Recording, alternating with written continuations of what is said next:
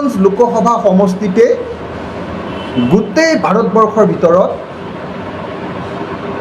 Vote গ্ৰহণতকৈ vote গণনাৰ সময়ত vote আটাইতকৈ বেছিকৈ ওলোৱাৰ ঘটনা সংঘটিত হৈছে। গোটেই দেশখনৰ ভিতৰতে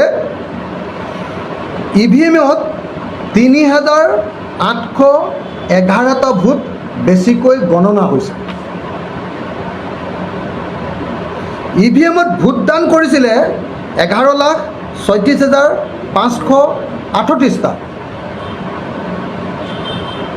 কিন্তু মুঠ ভোট সেইটো দান হৈছিলে, ভোটদান হৈছিলে 11,36,538টা, কিন্তু গণনা তাতকৈ বেছিকৈ কৰিলে 11,40,349টা, অৰ্থাৎ 3,811টা অতিৰিক্ত ভোট কৰিমগঞ্জত লোকসভা সমষ্টিত ওলাল।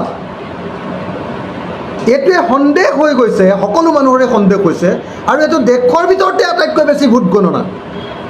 কৰিমগঞ্জৰ পাছত দেশৰ ভিতৰত আৰু এটা সমষ্টিত এনেকৈ বেছিকৈ ভোট ওলাইছে, সেইটো হ'ল দ্বিতীয় সৰ্বাধিক অনগোল, অন্ধ্ৰপ্ৰদেশৰ অনগোল নামৰ সমষ্টিটোত। তাত 1,467টা ভোট বেছিকৈ ওলাইছে, কিন্তু আমাৰ অসমত কিমান বেছিকৈ ওলাইছে? 3,811টা ভোট। ভোট পৰাতকৈ ভোট গণনা কেনেকৈ বেছি হ'ব পাৰে? সেইকাৰণে এতিয়া সকলোৱে সন্দেহ প্ৰকাশ কৰিছে যে ইয়াত শাসক দলে আচলতে ৰিগিং কৰিছে কৰিমগঞ্জত।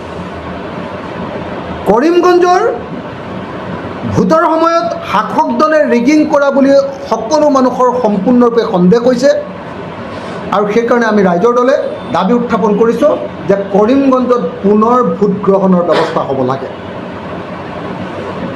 আমি সকলোৱে জানো যে কৰিমগঞ্জত আচলতে কংগ্ৰেছ জিকিবই বুলি আমি খাটাং আছিলোঁ। কৰিমগঞ্জৰ ডেম'গ্ৰাফিক পেটাৰ্ণেই এনেকুৱা যে কোনোপধ্যে তাত বিজেপি জিকিব নোৱাৰে। কেৱল আৰু কেৱল 2 নম্বৰী কৰি বিজেপি তাত জিকা বুলি ইতিমধ্যে সকলো মানুহে সন্দেহ প্ৰকাশ কৰিছে।